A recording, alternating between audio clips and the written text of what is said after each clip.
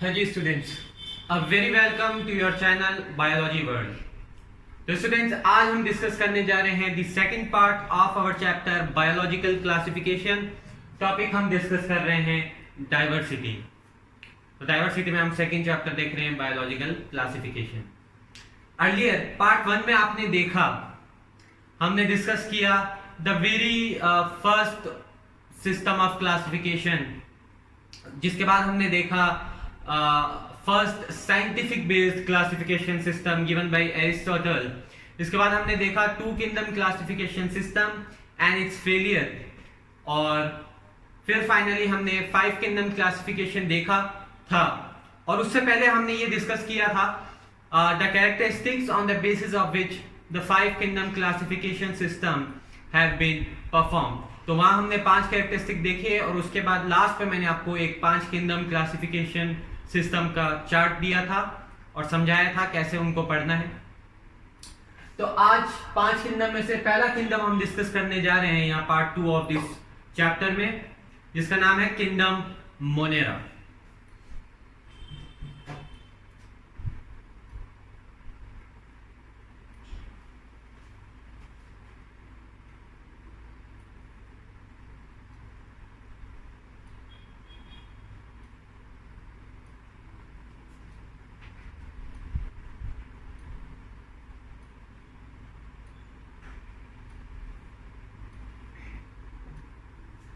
देखिएगा स्टूडेंट्स,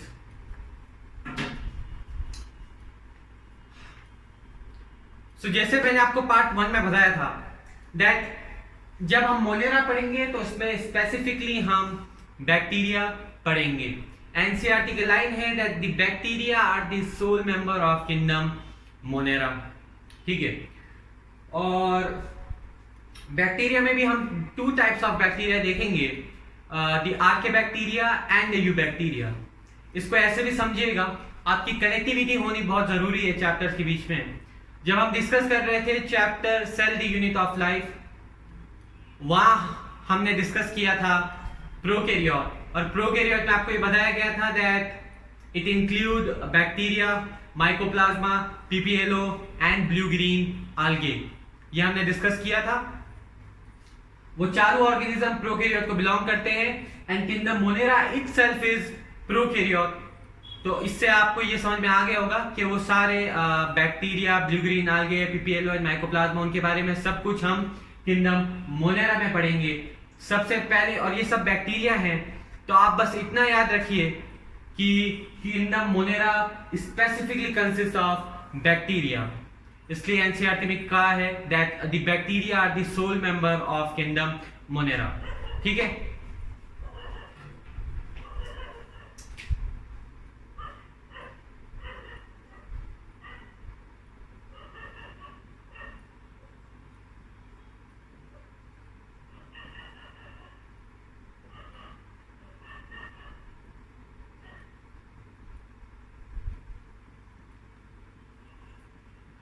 हम बोल रहे हैं that bacteria are the sole member of kingdom Monera. इसके बाद देखिएगा स्टूडेंट्स, जो बैक्टीरिया हैं, these are the most abundant organism. सबसे ज्यादा पाए जाने वाले ऑर्गेनिज्म हैं अर्थ पे। सी, तो इसलिए हम बोलते हैं that bacteria are the most abundant organism. Bacteria हमको लैंड में मिल सकता है, हमें वाटर में मिल सकता है, तो टेरेस्ट्रियल हैबिटाट्स में हमको बैक्टीरिया मिल सकता है, हमको एयर में बैक्टीरियाज मिल सकते हैं। ऑब्वियसली एयर में बैक्टीरियाज होते हैं जिसकी वजह से हमें फ्लू वगैरह ये सब होते हैं। So bacteria can be seen everywhere, can be found everywhere, hints it is the most abundant organism, और ये सबसे ज्यादा पाए जाने वाले ऑर्गेनिज्म है। ठीक है, तो हम बोलते हैं that these bacteria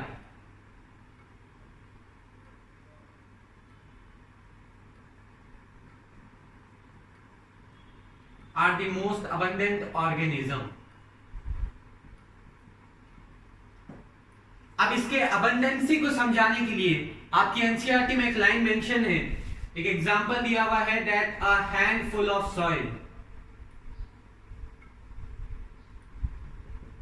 a handful of soil, एक मुट्ठी सॉइल की कंसिस्ट करती है थाउजेंड्स ऑफ बैक्टीरिया। तो ना जाने इस वक्त अर्थ पे कितनी टन्स ऑफ सॉइल होगी, जिससे आप कैलकुलेट कर सकते हैं सिर्फ लैंड में billions and trillions of bacteria available हैं, और ये इसकी अबंडेंसी को प्रूव करता है। तो ये एग्जांपल आपके एनसीईआरटी में रहता है, handful of soil consist thousands of bacteria.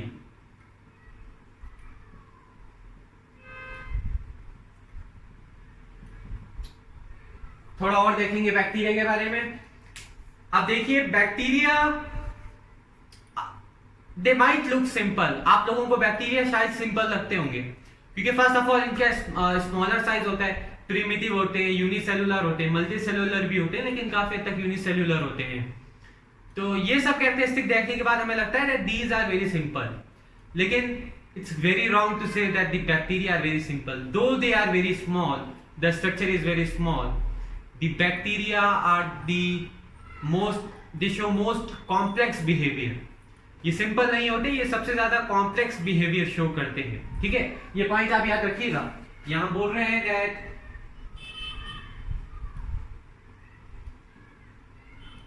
Bacteria are more, sorry, हम बोल रहे हैं that bacteria shows most complex behaviour, ये सबसे ज्यादा कॉम्प्लेक्स बिहेवियर शो करते हैं। हम प्रूव कर रहे हैं that bacteria are not simple. ठीक है, आप ऐसे समझिए इसको। यहां हम बोल रहे हैं that bacteria are not very simple, क्योंकि ये शो करते हैं मोस्ट एक्सटेंसिव, क्योंकि ये कॉम्प्लेक्स बिहेवियर शो करते हैं, और इनके कॉम्प्लेक्स बिहेवियर को समझाने के लिए एनसीईआरटी में मेंशन है that bacteria as a group show most extensive metabolic diversity. ठीक है, एग्जाम्पल, इस सेंटेंस को एक्सप्लेन कर रहे हैं हम, या आप ए ले लीजिए। ठीक है,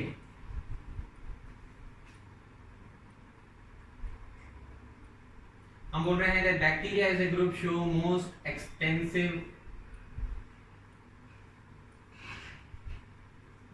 मेटाबॉलिक डाइवर्सिटी। अब यहां देखिएगा स्टूडेंट्स, मेटाबॉलिक डाइवर्सिटी से क्या मतलब है अपना, इसको आप मेटाबॉलिज्म से रिलेट मत कीजिएगा। मेटाबॉलिक को हम यहाँ रिलेट कर रहे हैं energy, method of obtaining energy से हम रिलेट कर रहे हैं, मतलब हम इसके फूड के बारे में बात कर रहे हैं, कैसे वो एनर्जी ऑब्टेन करता है। तो आप मेटाबॉलिक को हम बोल रहे हैं रिलेट कीजिएगा एनर्जी ऑब्टेनिंग मेथड से।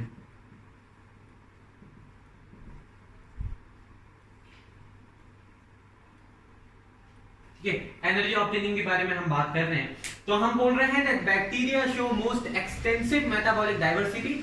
काफी ज्यादा डिफरेंट होते हैं इनके एनर्जी ऑब्टेन करने के तरीके, इसलिए ये सिंपल नहीं होते, क्योंकि कुछ इनमें ऑटोट्रॉप होते हैं, बैक्टीरिया अपना खाना खुद बना लेते हैं, कुछ हेटेरोट्रॉप होते हैं जो दूसरों पे डिपेंड करते हैं, मेजॉरिटी जो होते हैं वो हेटेरोट्रॉप होते हैं।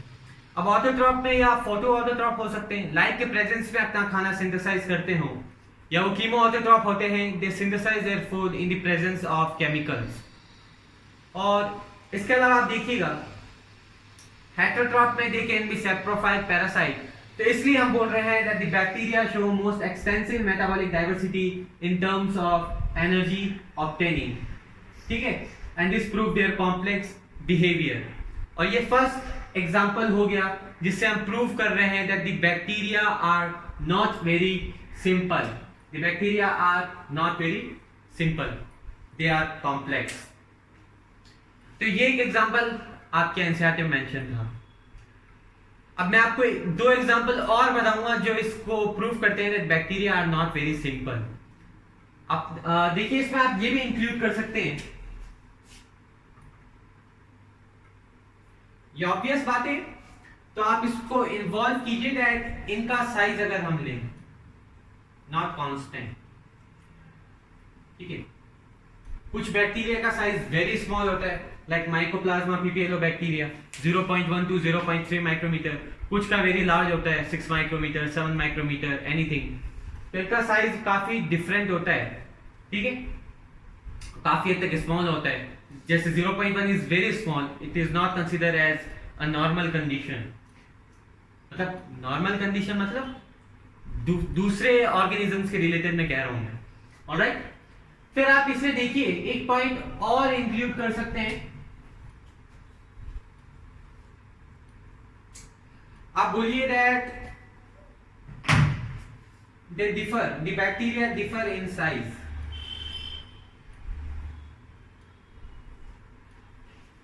ठीक है, तो ये 3 पॉइंट अब समझा रहे हैं कि they might look simple but they are not very simple because they show a different type of shapes.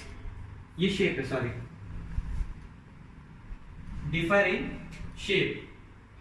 ठीक है, so they might look simple but they are not, as they show different shapes, different size and different type of metabolic diversity, which explain that the bacteria as a kingdom, as the organisms are not very much simple। और metabolic diversity में यहाँ लिखने की जरूरत नहीं, आप refer कर लीजिएगा। They might be autotroph, they might be heterotroph, and in autotroph we can say they might be photoautotroph or chemoautotroph। हम यहाँ साइज के बारे में देखिएगा, साइज रिफर कर रहे हैं हम, तो आप साइज देखिए, शेप देखिएगा, सॉरी। एनसीईआरटी में आपके 4 basic shapes of bacteria mention है, देखिएगा। दैट स्फेरिकल शेप बैक्टीरिया जिन्हें हम कोकस कहते हैं, स्पाइरल शेप बैक्टीरिया जिन्हें हम साइंस की भाषा में स्पाइरलम कहते हैं। ठीक है, ये साइंटिफिक टर्म है, कोकस स्पाइरलम। इनकी शेप कैसी होगी? कोकस है तो स्फेरिकल, स्पाइरलम है तो स्पाइरल। और हम बोल सकते हैं कॉमा शेप अगर होगी, कॉमा शेप, तो जिन्हें हम बोलते हैं विब्रियो।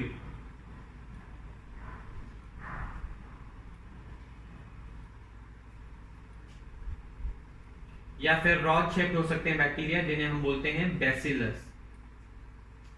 शेप्स आपकी एनसीईआरटी में मेंशन है, फिर भी एक बार रिफर कर देता हूं।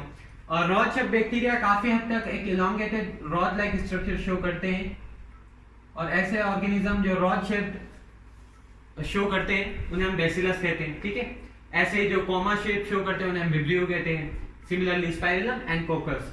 विब्रियो में आपको बैक्टीरिया की शेप लाइक एक कॉमा मिलेगी एकदम, और स्पाइरलम में लाइक स्पाइरल मिलेगी आपको, और इट माइट बेयर फ्लैजिल्ला, आपके एनसीईआरटी में ये शोन है फ्लैजिल्ला। और coccus with be spherical shape bacteria. Alright, video को पॉज कर लीजिए और इसको नोट कर लीजिए, कर लिया होगा आपने। तो ये हमने डिस्कस कर लिया बेसिक्स ऑफ किंगडम मोनेरा। अब हम डिस्कस करते हैं किंगडम मोनेरा में सबसे पहले बैक्टीरिया जो हमने रिफर किया था लास्ट पार्ट में, आर्के बैक्टीरिया।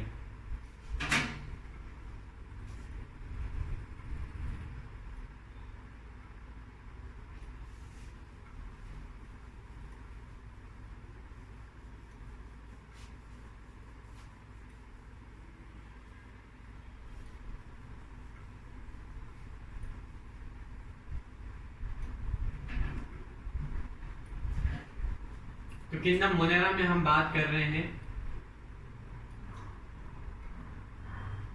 आर्के बैक्टीरिया। कॉलम में आप यही लिख लीजिए स्पेशलाइज्ड बैक्टीरिया या स्पेशल बैक्टीरिया, आप कह दीजिए स्पेशल बैक्टीरिया। ठीक है, आर्के बैक्टीरिया। स्टूडेंट्स, जो आर्के बैक्टीरिया हैं इनको रिफर किया जाता है एज ए स्पेशल बैक्टीरिया। क्यों कहा जाता है इनको स्पेशल बैक्टीरिया? आर्के बैक्टीरिया को रिफर किया जाता है स्पेशल बैक्टीरिया क्योंकि ये सरवाइव कर लेते हैं in extreme condition, in harsh habitat such as very hot water, ठीक है, डेप्थ्स ऑफ ओशन, या फिर मार्शी एरिया या एक्सट्रीमली सॉल्टी एरिया। ऐसे हैबिटेट्स जिनमें काफी अदर ऑर्गेनिज्म सरवाइव भी नहीं कर पाते, ये वहां कंफर्टेबली रहते हैं, इसलिए हम बोलते हैं that archaebacteria are the special bacteria because they survive in extreme conditions और हार्श हैबिटेट, कुछ भी बोलिए आप। एनसीईआरटी में आपके मेंशन है हार्श हैबिटेट्स। तो पहले तो ये आप प्रूफ कर लीजिए why they are special bacteria. These bacteria survive in extreme conditions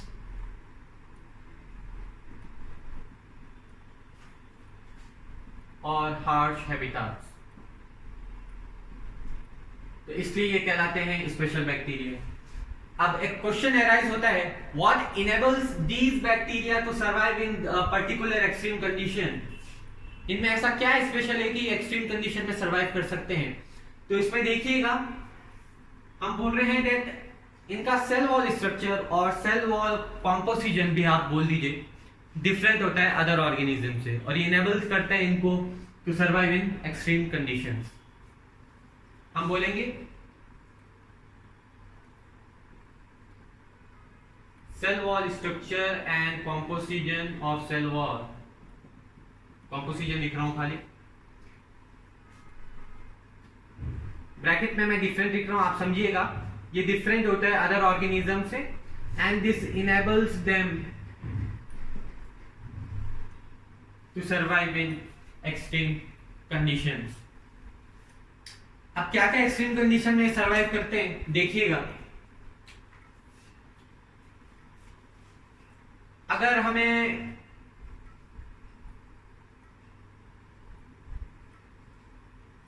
bacteria salty areas में मिल रहे हैं, या ब्लू आर के बैक्टीरिया कह दीजिए, क्योंकि अगर बैक्टीरिया सॉल्टी एरियाज में मिल रहे हैं तो ऑब्वियस बात है एक्सट्रीम कंडीशन है, एक्सट्रीम कंडीशन है तो फिर हो गए ये, फिर आर के बैक्टीरिया हो गया। तो आप ऐसे देखिएगा, आर के बैक्टीरिया जो सॉल्टी एरियाज में पाए जाते हैं इन्हें हम बोलते हैं हेलोफिल्स, ठीक है साइंटिफिक टर्म है। जैसे वहां हमने पढ़ा था स्फेरिकल शेप को कोकस, कोकस साइंटिफिक टर्म है, तो ये साइंटिफिक टर्म है। इसके अलावा आप देखिए हॉट स्प्रिंग्स में हमें मिलते हैं, और हॉट स्प्रिंग्स में पाए जाने वाले आर के बैक्टीरिया को हम बोलते हैं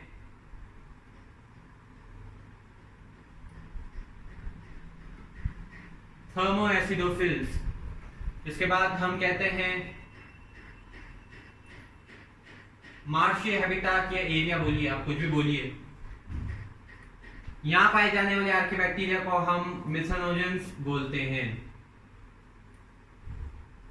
ठीक है। तो सॉल्टी एरिया आपको क्लियर होगा, जैसे मराइन वाटर हो गया जो एक्सट्रीम सॉल्टीनेस होता है। हॉट स्प्रिंग्स को आप थर्मल से रिलेट कीजिए, आप वाटर बॉडीज से रिलेट कीजिएगा। हॉट स्प्रिंग वो वाटर बॉडीज होती है जहाँ टेम्परेचर काफी ज्यादा होता है। इनफैक्ट कुछ केसेस में पानी में आप देखेंगे स्टीम निकलने लग जाती है, उनका टेम्परेचर इतना हाई होता है, बॉइलिंग कंडीशन उनमें सीन होती है, तो इनको हम हॉट स्प्रिंग कहते हैं। A particular water bodies which have high temperature is referred as hot spring, and archaebacteria surviving in a hot spring or any bacteria which is found in hot spring is referred to as thermoacidophils. इसी तरह आर्केबैक्टीरिया marshy area में पाए जाते हैं। Marshy area क्या होते हैं देखिएगा, आप रिफर कीजिए मार्शी एरिया को, वेट एंड आप क्वाइट हर्बिशियस भी बोल सकते हैं, जहां आपको वेजिटेशन मिलती है, ठीक है। कुछ ऐसी जगह जहां वेटनेस हो, गीलापन हो, वेजिटेशन हो, उसको हम मार्शी एरिया बोलते हैं, और वहां जो आपके बैक्टीरिया फाउंड होते हैं उन्हें हम मिथनोजेंस कहते हैं। अब एनसीईआरटी में स्पेसिफिकली मेंशन है that these methanogens are found in the gut of ruminant animal, ठीक है। हम बोल रहे हैं that the methanogens are found in guts of ruminant animal। ruminant आपको पता होगा, आप लोअर क्लास में पढ़ चुके हैं, यहाँ ज्यादा आपको नहीं समझाऊंगा मैं। वो ऑर्गेनिज्म जो हर्बिशियस पार्ट को खाते हैं, या प्लांट्स को आप बोल दीजिए अनदर वर्ड में खाते हैं और उनको डाइजेस्ट करने की कैपेबिलिटी शो करते हैं, वो ऑर्गेनिज्म हम रुमिनेंट एनिमल ऑर्गेनिजम्स को हम रुमिनेंट एनिमल कहते हैं। तो मिथनोजेंस ये गट्स ऑफ रुमिनेंट ऑर्गेनिजम्स के गट्स में पाए जाते हैं। गट्स आपको पता होगा, a long tube extending from mouth to anus, ठीक है। जो हमारा सिस्टम है माउथ से लेके एनस तक का, या जो ट्यूब है एक्सटेंड हो रहा है माउथ से लेके एनस तक का, उसे हम गट कहते हैं। जिसमें जैसे ह्यूमन केस में आप इन्वॉल्व कर लीजिए ट्रैकिया आ गया, ठीक है, ईज़ोफेगस आ गया। इसके अलावा ये स्टोमक पे जाके कनेक्ट होता है पाइप। जब डाइजेस्टिव सिस्टम पढ़ेंगे तब हम देखेंगे स्मॉल इंटेस्टाइन, लार्ज इंटेस्टाइन, ये सब हमारे गट में इन्वॉल्व होते हैं, ठीक है। आप ऐसे रिफर कर लीजिए, एक ऐसा ट्यूब जो एक्सटेंड होता है माउथ से लेके एनस तक, वो कंप्लीट गट कहलाएगा। तो मिथेनोजेंस पाए जाते हैं गट ऑफ रुमिनेंट एनिमल में, और ये रिस्पॉन्सिबल होते हैं फॉर द प्रोडक्शन ऑफ, हम बोलते हैं these are responsible for the production of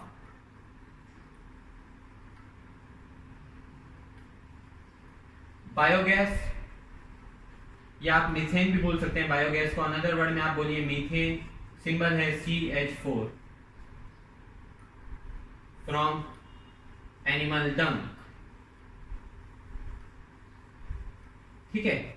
तो ये मिथेनोजेंस क्या करते हैं, ये प्रोडक्शन करते हैं बायोगैस का इन एनिमल डंग, क्योंकि ये गट में प्रेजेंट होते हैं। तो ऑब्वियसली बात है, जब डंग इनका रिलीज होगा, जब एक्सक्रीटरी प्रोडक्ट रिलीज होगा, उसमें भी प्रेजेंट होंगे, और ये कुछ डीकॉम्पोजिशन एक्टिविटी शो करके मीथेन गैस प्रोड्यूस करते हैं। यहाँ देखिएगा मार्शी एरिया में हमने बोला था वेट एंड हर्बिशियस कंडीशन, तो गट ऑफ रुमिनेंट एनिमल को में भी आपको यही कंडीशन मिलेगी। वेटनेस तो होगी, ऑब्वियसली बात है, गट है। और हर्बिशियस में आप प्रीफर कर लीजिए, प्लांट खाते हैं तो प्लांट एक्सट्रैक्ट वहां पर आपको मिल सकता है। ऑलराइट स्टूडेंट्स, सो आप वीडियो पॉज करिए और नोट कर लीजिए। ये हमने कंप्लीट डिस्कस कर लिया है आर्के बैक्टीरिया।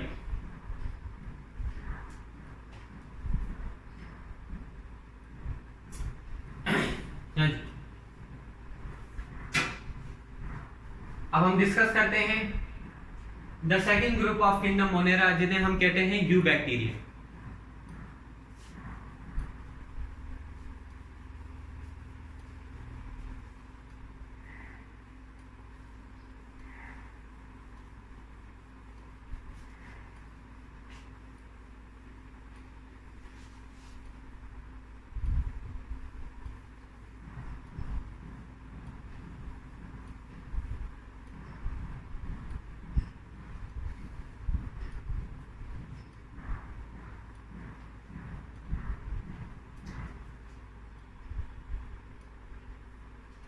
हम डिस्कस कर रहे हैं बी यू बैक्टीरिया। यह हमें अभी डिटेल में डिस्कस करना है, थोड़ा लॉन्ग है ये।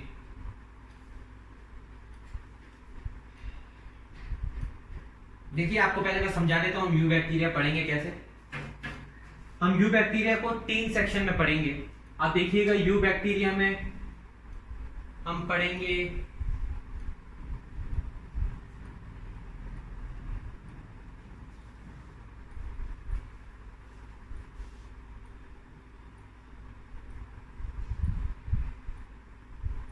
ऑटोट्रॉफ के बारे में,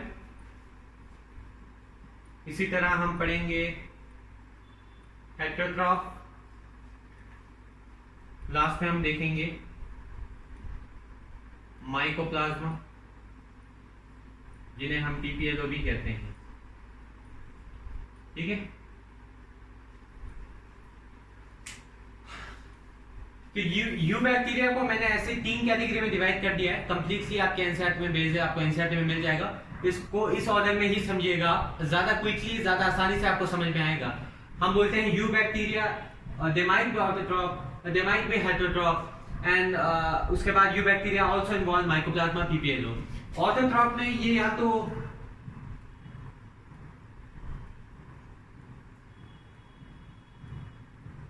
फोटो ऑटोट्रॉफ मिल जाएंगे हमें, या फिर हमें ये कीमो ऑटोट्रॉफ मिल जाएंगे। तो फोटो ऑटोट्रॉफ में आपको एक एग्जांपल काफी डिटेल में समझना है, ये है साइनोबैक्टीरिया। और इसी साइनोबैक्टीरिया को हम ब्लू ग्रीन आल्गे कहते हैं, जो हमने chapter cell the unit of life में पढ़ा था। Blue green algae belong to prokaryote, mycoplasma और PPLO also belong to prokaryotes, and bacteria जो हम पढ़ ही चुके हैं, और ये सभी बैक्टीरिया ही हैं वैसे, ठीक है। तो फोटो ऑटोट्रॉफ को आपको एक एग्जांपल डिटेल में समझना है, इसमें से काफी क्वेश्चंस पूछे जाते हैं, ये हम पढ़ेंगे। ब्लू ग्रीन आल्गे, हेटेरोट्रॉफ ऑर्गेनिजम्स के बारे में भी हम देखेंगे, और माइकोप्लाज्मा भी हम देखेंगे। ठीक है स्टूडेंट्स, तो यू बैक्टीरिया का आपको सबसे पहले बेसिक समझा देता हूं और उसके बाद सबसे पहले हम स्टार्ट करेंगे साइनोबैक्टीरिया, जो बिलोंग करता है फोटोऑटोट्रॉप फ्रॉम ऑटोट्रॉप। ये चार्ट आप नोट कर लीजिएगा, ये काफी ज्यादा हेल्पफुल होगा आपको इजी अंडरस्टैंडिंग करवाने में।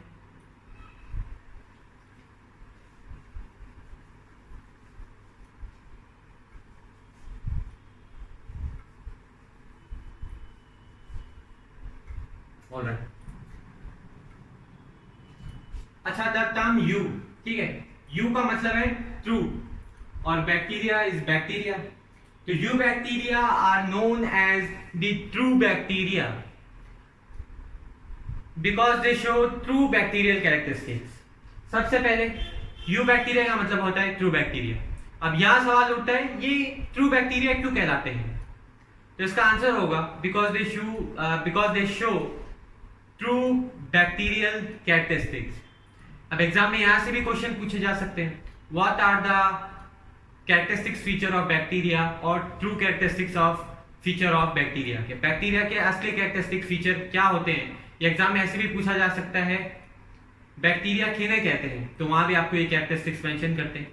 तो सबसे पहले आप देखिए, हम बोल रहे हैं यू बैक्टीरिया को true bacteria,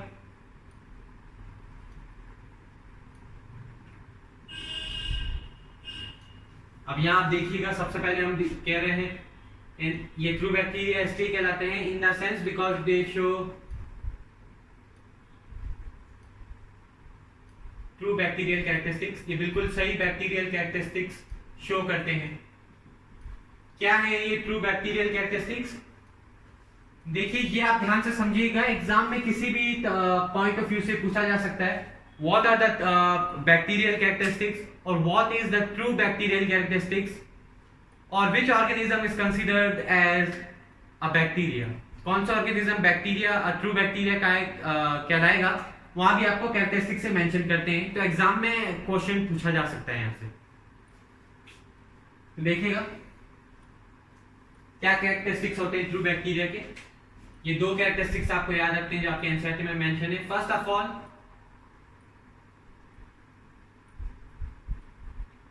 presence of rigid cell wall,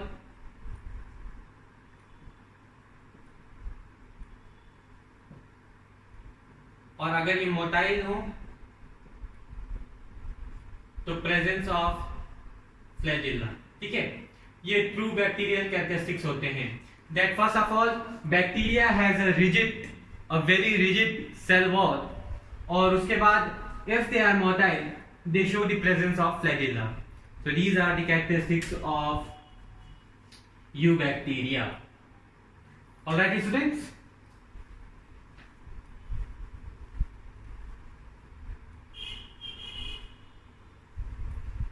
हाँ जी, अब हम सबसे पहले डिस्कस करेंगे द साइनोबैक्टीरिया, मतलब हम फोटो ऑटोट्रॉप में सबसे पहले डिस्कस कर रहे हैं ऑटोट्रॉप। ये मैं भी यहाँ नहीं लिखूंगा कि हम फोटोट्रॉप में ऑटोट्रॉप डिस्कस कर रहे हैं, अब मैं रिफर कर रहा हूं सबसे पहले साइनोबैक्टीरिया। वो चार्ट आपको पहले मैंने बना के समझा दिया है, तो हम यू बैक्टीरिया में अब डिस्कस करने जा रहे हैं साइनोबैक्टीरिया के बारे में।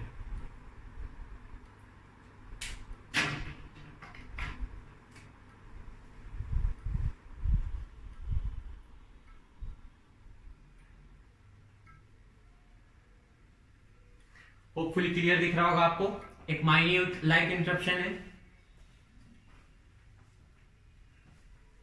ऑलराइट, सो हम बोल रहे हैं साइनोबैक्टीरिया जिन्हें हम कहते हैं BGA, ब्लू ग्रीन आल्गे।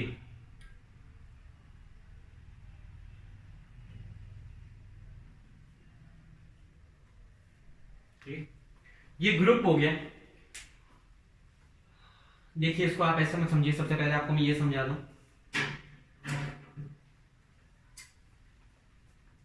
तो सबसे पहली बात, the cyanobacteria is a photoautotroph, in the presence of light it produce its own food and it is an example of eubacteria, ठीक है। अब साइनोबैक्टीरिया के जब हम स्ट्रक्चर के बारे में बात करते हैं, सबसे पहले इसका स्ट्रक्चर समझेंगे, दिखने में कैसा है। आपके एनसीईआरटी में मेंशन है that the cyanobacteria are unicellular,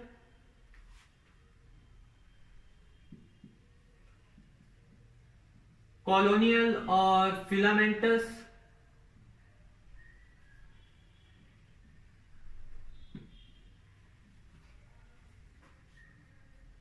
fresh water, marine water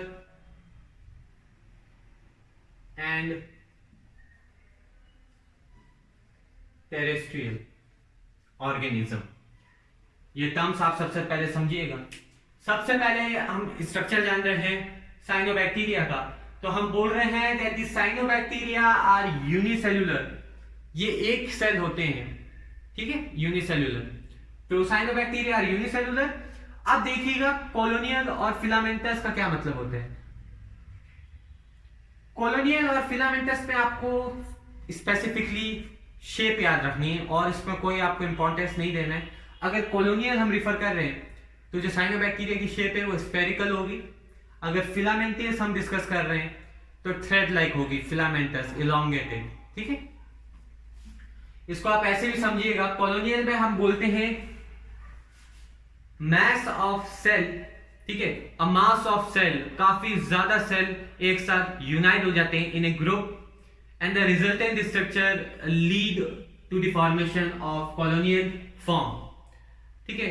क्योंकि ये यूनिसेलुलर होते हैं तो ये काफी ज्यादा वेरी स्मॉल सेल होते हैं, तो एक से ज्यादा सेल, एक से ज्यादा साइनोबैक्टीरिया यूनाइट करते हैं और फिर अगर वो स्फेरिकल स्ट्रक्चर शो करते हैं तो उनको हम बोलते हैं कॉलोनियल। अगर फिलामेंटियस स्ट्रक्चर शो करते हैं तो उन्हें हम बोलते हैं, अगर थ्रेड लाइक स्ट्रक्चर शो करते हैं तो उन्हें हम बोलते हैं फिलामेंटियस, ठीक है।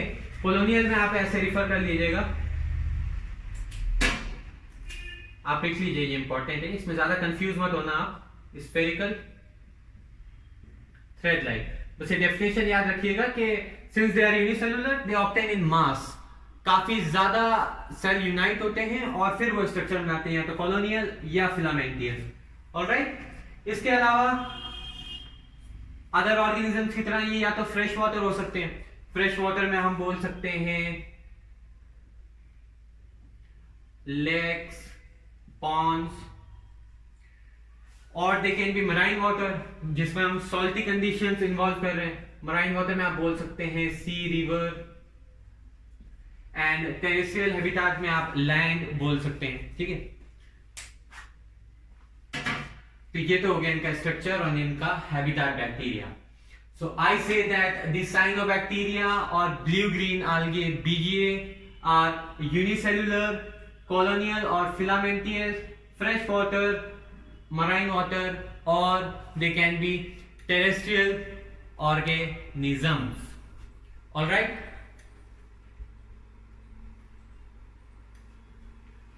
अब देखिएगा अगला पॉइंट, इसमें देखिएगा the colonies of a cyanobacteria are surrounded by a gelatinous sheet।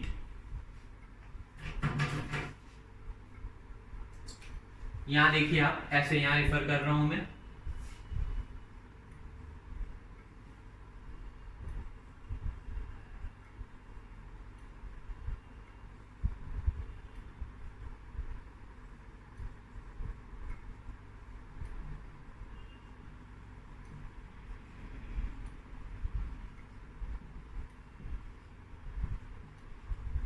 ये हमने कहा that the colonies of cyanobacteria are surrounded by gelatinous sheet, और इस जेलेटिनियस शीट को आपके एनसीईआरटी ने रिफर किया है म्यूसिलेजिनियस शीट। एक डायग्राम के थ्रू आपको समझाऊंगा। ये आपके एनसीईआरटी में एक ऐसा डायग्राम मेंशन है, साइनोबैक्टीरिया की कॉलोनीज हमको शो की गई है, कॉलोनियल स्ट्रक्चर है।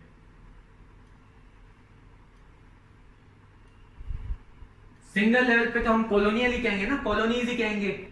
स्फेरिकल स्ट्रक्चर आ रहा है और काफी ज्यादा सेल के यूनिशन से ये बना है और फिलामेंटियस टाइप भी ये शो कर रहा है। तो सिंगल लेवल पे हम बात करें तो सिंगल आप देखेंगे the colonies of cyanobacteria are surrounded by a gelatinous sheet.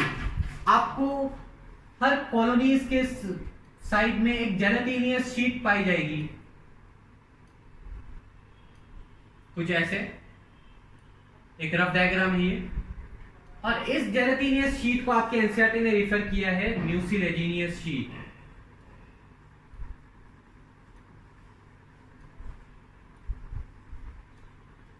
Mucilaginous sheet refer किया है। अब फंक्शन देख लीजिए आप इसके, what are the function of mucilaginous sheet. सबसे पहला फंक्शन है म्यूसिलेजेनियस शीट का, इट प्रोटेक्ट सेल। ठीक है, इसके अंदर जो ये सेल हैं यूनाइट किए हैं काफी ज्यादा, इनको प्रोटेक्ट करती है एक्सटर्नल कंडीशन से। इसके अलावा सबसे इंपॉर्टेंट फंक्शन इसका ये है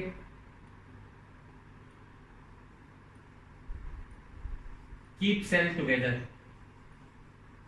ठीक है, सिंपल भाषा में आपको समझाया।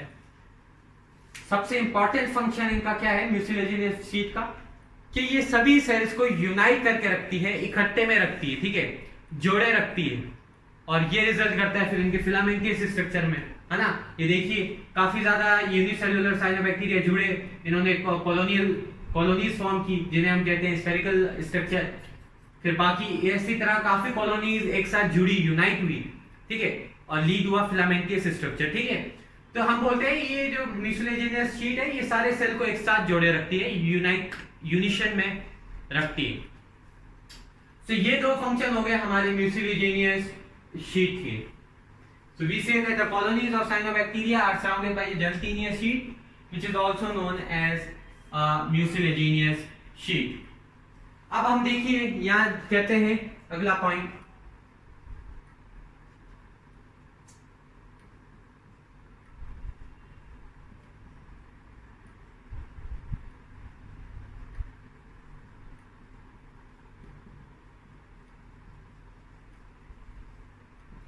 हम बोलते हैं कि साइनोबैक्टीरिया ऑफन फॉर्म ब्लूम इन पॉल्यूटेड वाटर। तो ये ब्लूम क्या होता है, ये एक स्ट्रक्चर है जो पॉल्यूटेड वाटर में फॉर्म होता है, जिसमें क्या होता है काफी ज्यादा साइनोबैक्टीरिया इकट्ठे में मास में एक साथ दिखाई देते हैं, और ये विजिबल होते हैं नेकेड आई से। ठीक है, so cyanobacteria occur in a mass in polluted water and this structure is known as bloom. So they often form bloom in polluted water. ठीक है, अब सबसे ज्यादा इंपॉर्टेंट पॉइंट मैं आपको यहां बताऊंगा। यहां आप बोलेंगे that some of these cells consist of a specialized structure known as heterocyst. हम बोल रहे हैं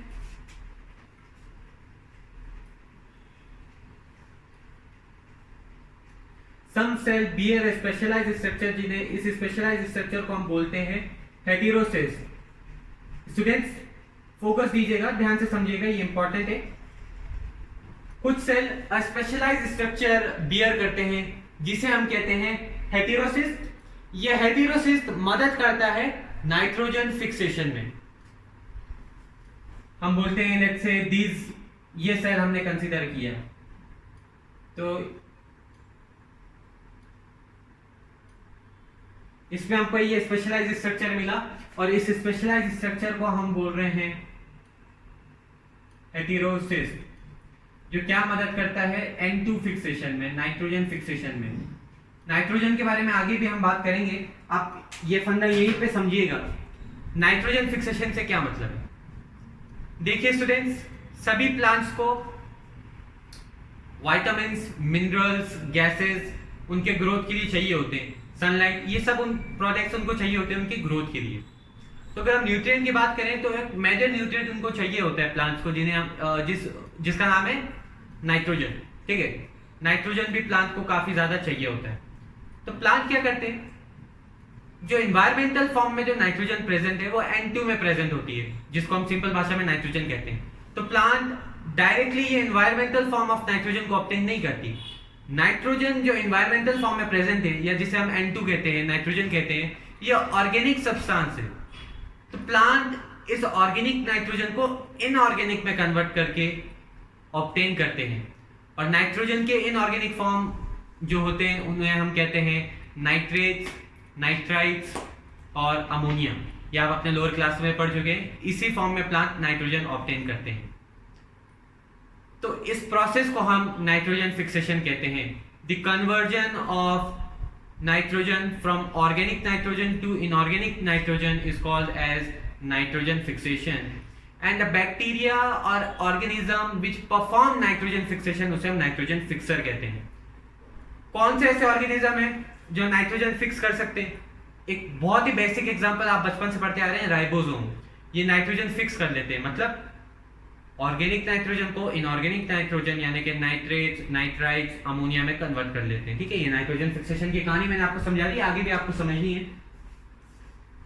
तो ये हो गया हेटेरोसिस्ट का फंक्शन। तो हम बोल रहे हैं some cell of cyanobacteria consist of a specialized structure which is called as heterocyst. These heterocyst is capable of nitrogen fixation N2. Alright? तो ये डिस्कस कर लिया हमने साइनोबैक्टीरिया। तो एग्जांपल देख लीजिए, एग्जांपल हो जाएंगे साइनोबैक्टीरिया के नॉस्टॉक एंड एनाबिना। तो साइनोबैक्टीरिया तो एक ग्रुप है, ठीक है, बैक्टीरिया के एक ग्रुप है और उनके ये स्पेसिफिक कैरेक्टरिस्टिक्स है। तो जो ऑर्गेनिज्म ये कैरेक्टरिस्टिक शो करता है वो साइनोबैक्टीरिया को बिलोंग करता है, ब्लू ग्रीन आल्गे को। कौन सा ऑर्गेनिज्म बिलोंग करते हैं? जैसे नॉस्टॉक एनाबिना, ये सब ये कैरेक्टरिस्टिक शो करते हैं, तो ये साइनोबैक्टीरिया को बिलोंग करते हैं, ब्लू ग्रीन आल्गे कहलाते हैं। Nostoc and anabaena are blue green algae और साइनोबैक्टीरिया। ठीक है, होपफुली आपको समझ में आ गया होगा, काफी डिटेल में आपको एस्टैब्लिश करके समझाया है मैंने। ये दो एग्जांपल आपके आंसर में मेंशन है।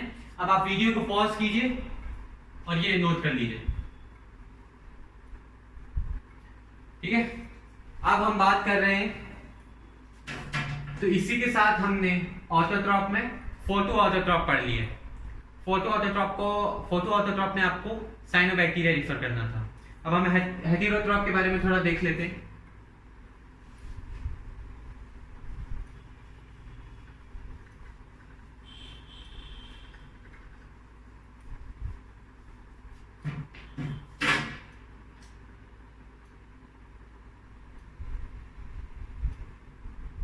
और ये ध्यान रखिएगा, अर्लियर मैंने आपको बोल दिया था बैक्टीरिया दोनों तरह के हो सकते हैं, ऑटोट्रॉप और हेटेरोट्रॉप, इसलिए वो एक्सटेंसिव मेटाबॉलिक डाइवर्सिटी शो करते हैं, लेकिन ज्यादा अबंडेंट हेटेरोट्रॉप बैक्टीरिया होते हैं।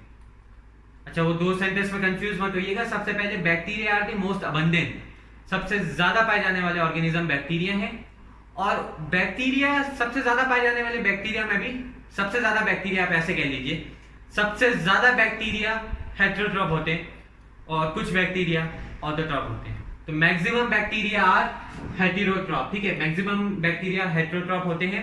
They feed on dead and decaying matter. ये आप समझ लीजिएगा, पहले आपको रिफर कर दिया था मैंने। तो अब हेटेरोट्रॉप बैक्टीरिया के बारे में हम देखेंगे। सॉरी हेटेरोट्रॉप बैक्टीरिया में जाने से पहले हमको देखना था कीमो ऑटोट्रॉप। ठीक है, ऑटोट्रॉप में या तो फोटो हो सकते हैं, कीमो, हम कीमो डिस्कस करना भूल गए, तो एक बार आप कीमो देखिएगा, वेरी सॉरी।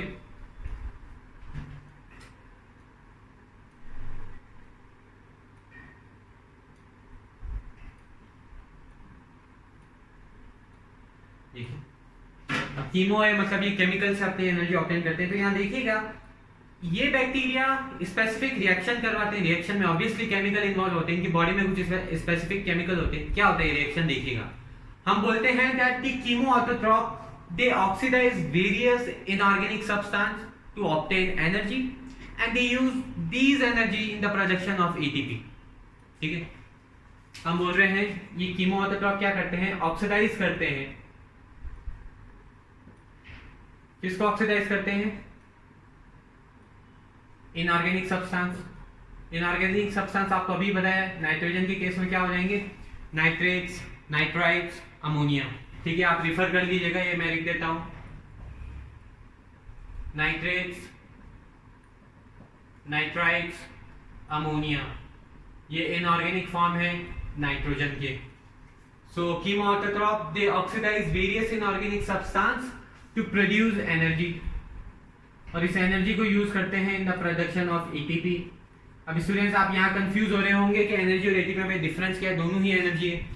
तो देखिएगा, ये एनर्जी है, ये हम सिंपल एनर्जी रिफर कर रहे हैं, काफी लेस अमाउंट में ये प्रोड्यूस होती है, इसको आप ऐसे रिफर कीजिए। ठीक है, ये क्या करते हैं, ऑक्सीडाइज करते हैं इनऑर्गेनिक सब्सटेंस को, जिससे माइन्यूट फॉर्म में एक एनर्जी प्रोड्यूस होती है। ये इस माइन्यूट फॉर्म एनर्जी को यूज करते हैं in the production of ATP. ATP भी एक एनर्जी है, लेकिन यहाँ लार्ज फॉर्म में एनर्जी प्रोड्यूस हो रही है। एटीपी मोर स्ट्रॉन्गर है और चाहिए होती है हर ऑर्गेनिज्म को, इनफैक्ट हम ह्यूमन बीइंग को भी, for showing a regular activity for the function of our metabolism we need ATP energy. ठीक है, तो ये लार्ज अमाउंट में एनर्जी कन्वर्ट कर लेते हैं. फुल फॉर्म आपको पता ही होगा, क्या होगा एटीपी का फुल फॉर्म, भूल गए ना? देखिए स्टूडेंट्स, चैप्टर को सीरीज के साथ पढ़िए आप, ये सब अभी 11th में जितना याद रखेंगे आप उतना बेटर होगा आपके लिए. Cell the unit of life में हमने कहा था एटीपी हो जाएगा, एटीपी का फुल फॉर्म हो जाएगा एडिनोसाइन ट्राइफॉस्फेट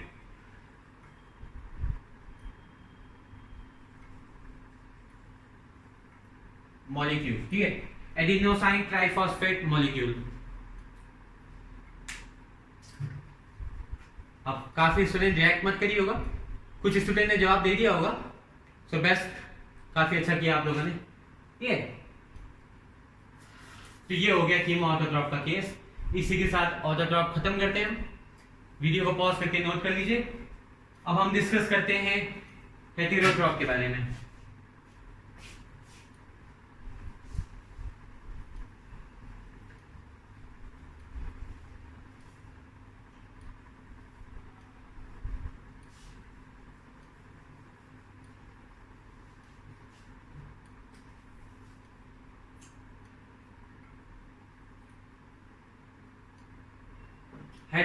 हेटेरोट्रॉफ यूबैक्टीरिया के बारे में हम डिस्कस कर रहे हैं. हमने बोला ये मैक्सिमम होते हैं, ज्यादातर बैक्टीरिया हेटेरोट्रॉफ होते हैं. They feed on dead and decaying matter. Alright, so हम यह बोलेंगे दैट हेटेरोट्रॉफ में हम बोल रहे हैं that majority of them are decomposers. ठीक है,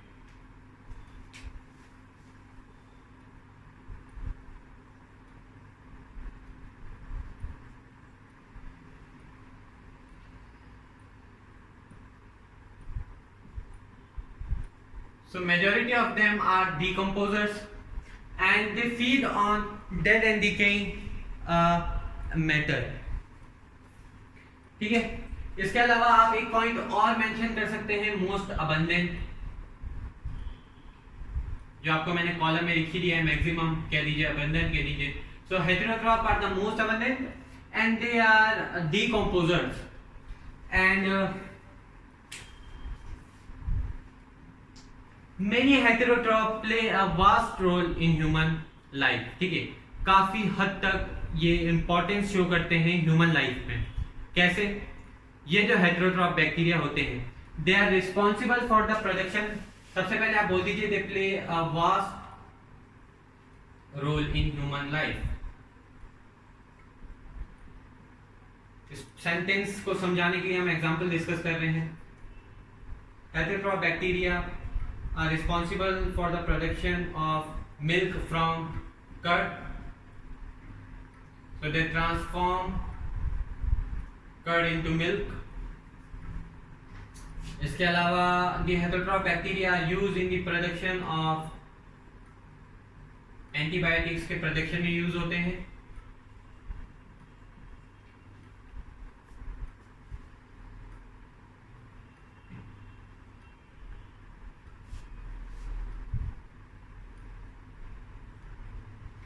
So they transfer curd into milk and we say that they are also used in the production of antibiotics. इसके अलावा आप बोलिए एनसीईआरटी में एक एग्जांपल और मेंशन है, they perform nitrogen fixation. अभी आपको समझाया है मैंने, in legume root या फिर कह दीजिए legume plant root.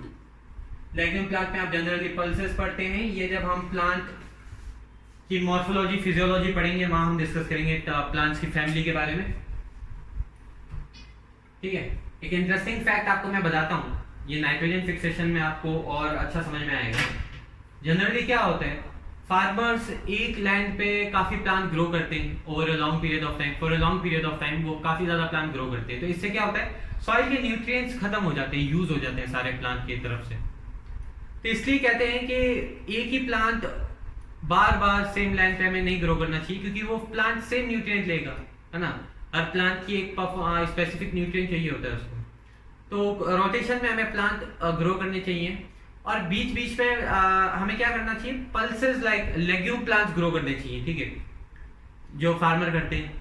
Legume plant वो क्यों ग्रो करते हैं, या फिर हमें क्यों करने चाहिए, क्योंकि उनके रूट में क्या होता है, नाइट्रोजन फिक्सेशन होता है, तो रिसाइकलिंग ऑफ न्यूट्रिएंट्स हो जाता है, नाइट्रोजन होता है, और इसके अलावा काफी न्यूट्रिएंट्स फिक्स हो जाते हैं सॉइल में, ठीक है। तो ये काफी इंपॉर्टेंट पॉइंट था, तो ये भी आप लिख लीजिए अपनी रफ नोटबुक में, ये हो, ठीक है।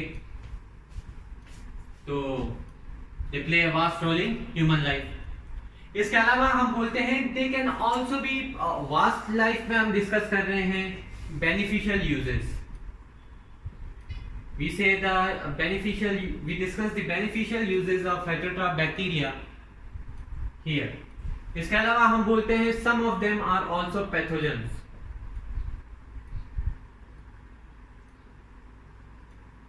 Pathogens को हम harmful कहते हैं। Some of them are pathogens because they cause diseases in plants, ठीक है।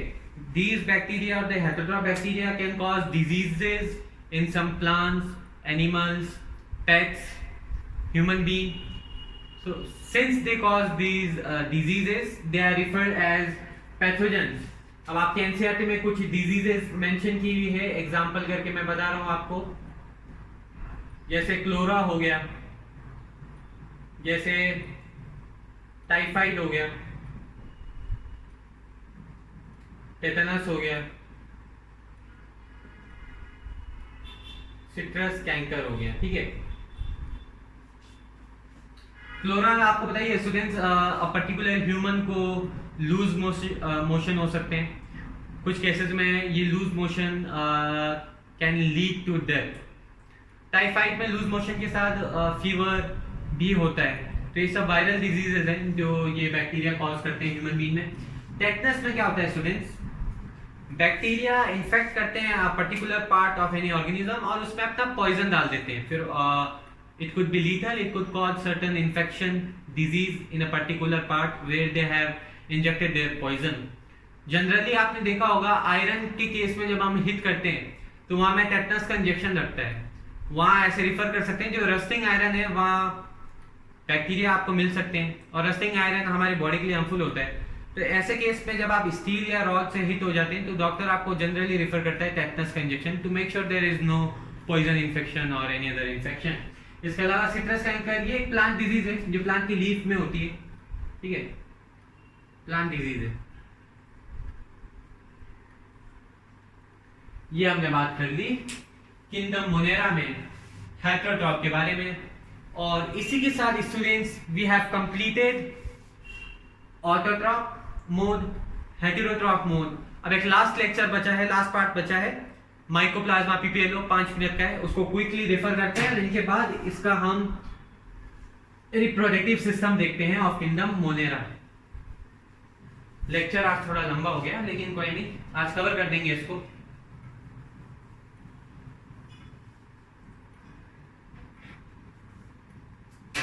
अब ये लास्ट हम डिस्कस कर रहे हैं माइकोप्लाज्मा, ठीक है। अब स्टूडेंट्स आपने पीपीएलओ ये सब पढ़ा होगा, या कंफ्यूजन मत होइएगा, ये यही समझा देता हूँ। माइकोप्लाज्मा को भी हम पीपीएलओ कहते हैं। पीपीएलओ का फुल फॉर्म अब आपको पता होगा, भूल गए क्या फिर से? Cell the unit of life, बहुत इंपॉर्टेंट चैप्टर है भाई, cell the unit of life. Pleuropneumonia like organism,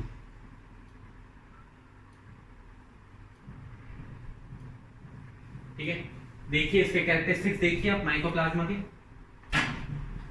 सबसे पहले these are the smallest cell और स्मॉलेस्ट बैक्टीरिया, क्योंकि हर ऑर्गेनिज्म सेल से बना है, आप सेल टर्म यूज किएगा specifically. These are the smallest cell, ठीक है। माइकोप्लाज्मा कंस्टिट्यूट करते हैं दुनिया के सबसे स्मॉलेस्ट सेल में।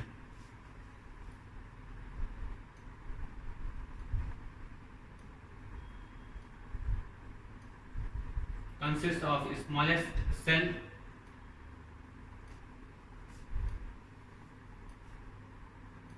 इसके बाद देखिएगा दे लैक सेल वॉल, तो सेल वॉल इनमें एब्सेंट होती है,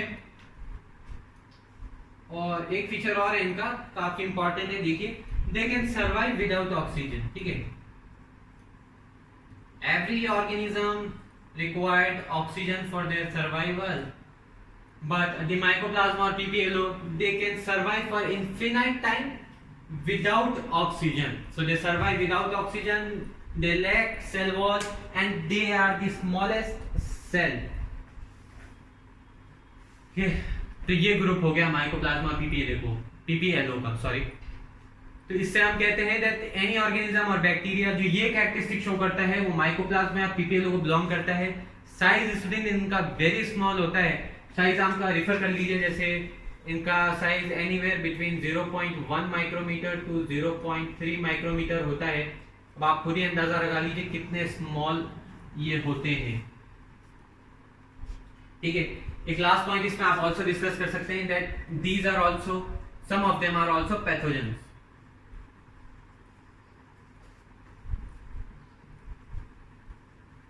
ठीक है, कुछ माइकोप्लाज्मा पैथोजेंस होते हैं, हार्मफुल होते हैं to both plant and animal, both plant and animal, ठीक है। ये हमने डिस्कस कर लिया माइकोप्लाज्मा। ये शॉर्ट टॉपिक था, इंपॉर्टेंट है, काफी सवाल पूछे जा सकते हैं। ये फुल फॉर्म आप याद रखिए इन सब के, ये एग्जाम में पूछे जा सकते हैं। अब लास्ट टॉपिक हम डिस्कस कर लेते हैं किंगडम मोनेरा का रिप्रोडक्शन, ठीक है। हम देखते हैं किंगडम मोनेरा का मोड ऑफ रिप्रोडक्शन क्या होता है। ये दोनों ही मेथड से रिप्रोड्यूस करते हैं, एसेक्सुअल एंड सेक्सुअल मेथड, दोनों मेथड हम यहाँ देखेंगे।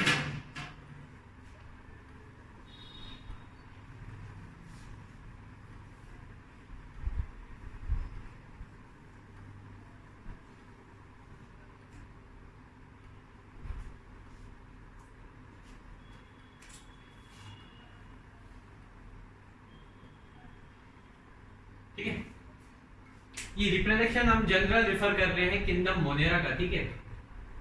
एनसीईआरटी में ये इन बिटवीन यू बैक्टीरिया और माइकोप्लाज्मा, मतलब हेटेरोट्रॉप और माइकोप्लाज्मा के बीच में दिया हुआ है एनसीईआरटी में। आप इसको किंगडम मोनेरा का ही समझिए, वो जनरली रिफर कर रहा है किंगडम मोनेरा का। इसको ऐसे मत लीजिएगा कि हेटेरोट्रॉप के बाद अगर डिस्कस किया है तो वो हेटेरोट्रॉप पे मोड ऑफ रिप्रोडक्शन है। कंप्लीट किंगडम मोनेरा के रिप्रोडक्शन के बारे में हम बात कर रहे हैं। देखिएगा क्या रिप्रोडक्शन मोड ये शो करते हैं, ठीक है।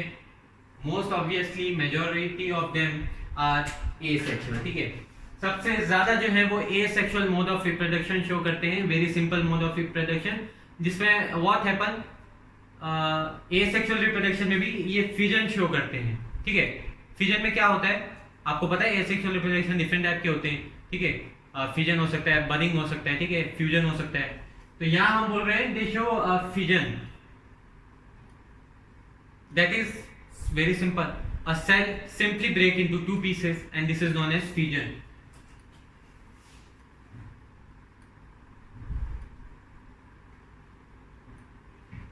ये सेक्सुअल की बात करें तो आपने कहा फिजन, ठीक है। मैक्सिमम ए सेक्सुअली शो करते हैं ये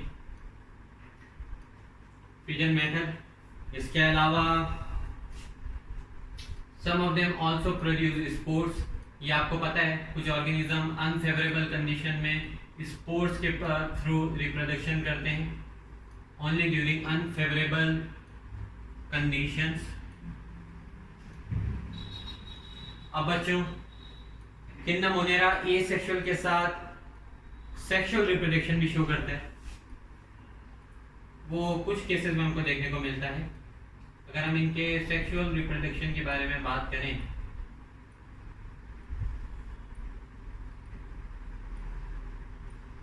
ठीक है, सेक्सुअल रिप्रोडक्शन में किंगडम मोनेरा और the bacteria shows primitive type of DNA transfer. Primitive आपको पहले ही समझाया था, old type of, early type of कह लीजिए आप। तो ये क्या करते हैं, पुराना या early type of DNA transfer method show करते हैं, और ये primitive type of DNA transfer method को हम कहते हैं ट्रांसडक्शन, ठीक है। सेक्सुअल रिप्रोडक्शन में ये शो करते हैं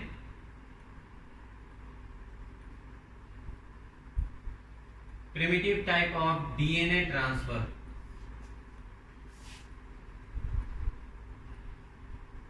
primitive type of DNA transfer, जिसे हम कहते हैं ट्रांसडक्शन, ठीक है, नॉट ट्रांसलोकेशन। ट्रांसलोकेशन नहीं है, ये ट्रांसडक्शन है। एक फिगर आपके एनसीईआरटी में मेंशन है जिसपे कुछ इसी तरह, ठीक है, ये दो ऑर्गेनिजम्स के बीच में आप देखिएगा डीएनए ऐसे शेयर हो गया, ट्रांसफर हो गया। इसमें क्या होता है, दो ऑर्गेनिज्म अटैच होते हैं एक दूसरे से एंड जो डीएनए वो ट्रांसफर हो जाता है। सो हम कहते हैं कि the sexual reproduction, in sexual reproduction they show primitive type of DNA transfer which is known as transduction. Transduction क्या होता है, transfer of DNA from one bacteria to another bacteria. Definition लिख लीजिए,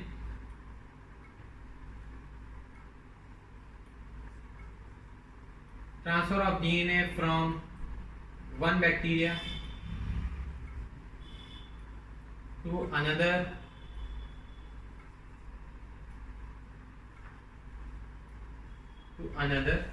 bacteria, ठीक है।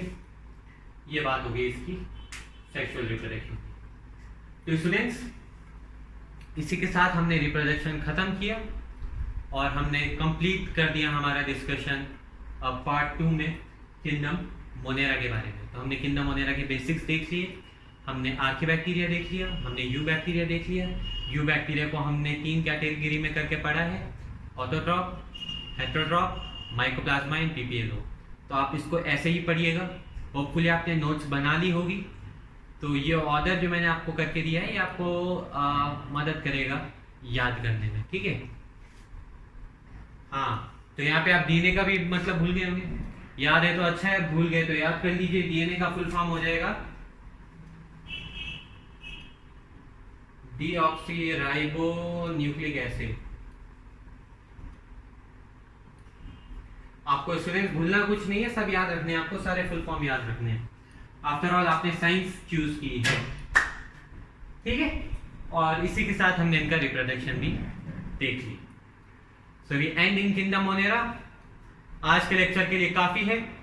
अब अगले लेक्चर में हम शुरू करेंगे किंगडम प्रोटेस्टा, जिसमें हमको देखना है क्राइसोफाइट, डाइनोफ्लेजिलेट, यूक्लिनॉइड, स्लाइम मोल्ड, प्रोटोजोन्स।